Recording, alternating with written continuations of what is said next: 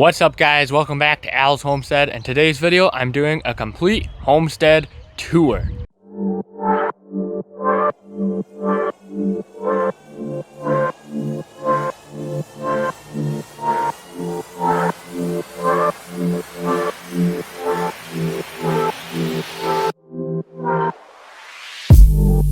I figured might as well start out front where you drive up to the homestead, and here's the garage. I keep the vehicles, my four-wheeler.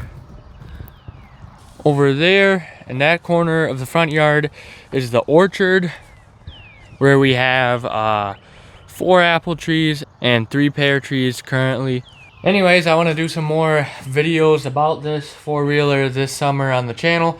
It's a Honda 300 EX with the 250X plastics and frame and a 300 EX motor. Not really your typical utility ATV for doing chores and stuff, but it's fun to ride, and I do happen to have a rack for it, which is up in the attic buried somewhere. Moving over to the side yard, we have our blueberry bushes. Currently 6 of them, 3 on that side of the pad and 3 on this side of the pad. Every year it seems like the deer chew the tops off of the bushes during the winter time. Now we're moving into the backyard. My brother's got his tree stand set up right there for occasional archery practice. But the backyard is where the chickens are most of the time. It's where the vegetable garden is. So we got a lot of stuff going on back here. Over here is the patio. It's a little bit of a mess right now. But over here, we burn brush. That's where I cook down my maple syrup over the fire. Any sticks or logs that we get from our yard, we keep over here. And over here on this side of the yard, we're pretty much still in the backyard now, is the chickshaw. A couple times a day, I'll move them to fresh grass in the chickshaw. They'll spend most of the day in there. When it gets a little warmer, they'll spend their nights in there too. Right now, they're still spending their nights in the chicken coop. During the day, they like to spend most of their time in there when they're not free ranging. It allows them access to fresh pasture without being exposed to predators or getting rained on. Moving towards the back of the backyard, I'm currently walking over the bridge, which me and my brother made a few years ago, just to get us over the low wet spot where the water drains through the yard.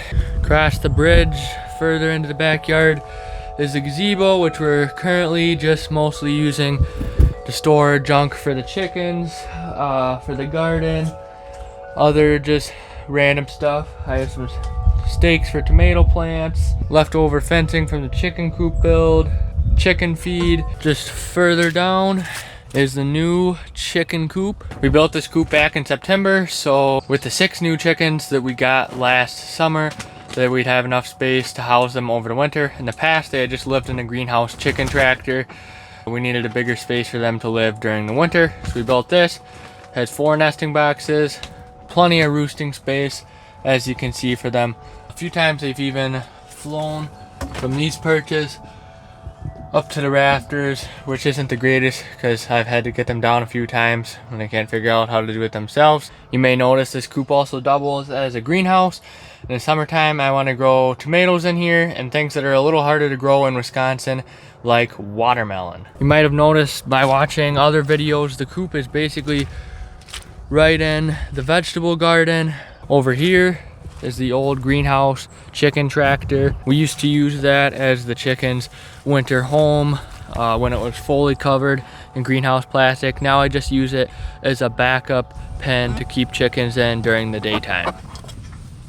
The vegetable garden, I don't have much growing in it right now, except for some garlic and oregano, but I will have a lot more stuff growing in about a month.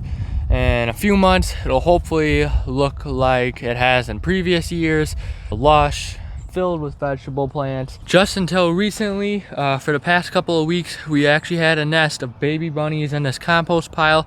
I was lucky I didn't stab them with the pitchfork, When I was planning to turn it over, I stumbled upon a nest of baby bunnies in the top, but now this compost pile is starting to heat up, so I'll be having to turn it every few days just to maintain oxygen in the pile, and hopefully we'll get some nice, dark, rich compost for the garden. This year I'm going to be experimenting with straw bale gardening once again, as I have over the last 2 or 3 years now. By the end of the gardening season, the bales always seem really well broken down and are great for the soil. But during the season, I've had trouble growing anything very large. The plants that I planted and the bales usually seem to be pretty small and piddly. So if you can give me any advice for straw bale gardening, please leave it down in the comment below. I'd be glad to hear anybody's advice or suggestions. Over to the east side of the yard, there is our large vegetable garden, or old vegetable garden, which we currently don't use for growing a lot of vegetables. Past few years, this year even more so, I'm going to be experimenting with growing some cover crops on it, trying to restore the soil that was just depleted through tillage and then eroded. We never really fertilized or added any compost back to it, and the soil just got really depleted and nothing would grow very good on it. So I'm going to be moving the chickens across it in their chickshaw again this summer, experimenting with some cover crops, some winter rye, clover, radishes, other cover crops. This homestead wouldn't be possible without the view that I have on it that comes from God, and my view that the earth was created by a creator who put us humans on it to be stewards of his earth and the many blessings that he's put on the earth, such as plants and animals, to help provide for us and bless us with abundance. Inside the house, I have my editing desk, which I use to produce the videos that you watch here on YouTube. Upstairs is my room. I used to have a grow light that I grew a lot of things under. Still have the grow light, just haven't grown anything under it in a while. I might get back to that pretty soon. We'll have to see here. Just I'm pretty busy right now, so don't have a ton of time to take care of more plants. Thank you for watching the tour of Al's homestead. If you enjoyed the video, I would highly encourage you to subscribe. Big thank you to you guys. Just recently, over the past couple of videos, I've been pushing for you to subscribe if you've been watching, and we made it over 1,100 subscribers. So thank you to all of you.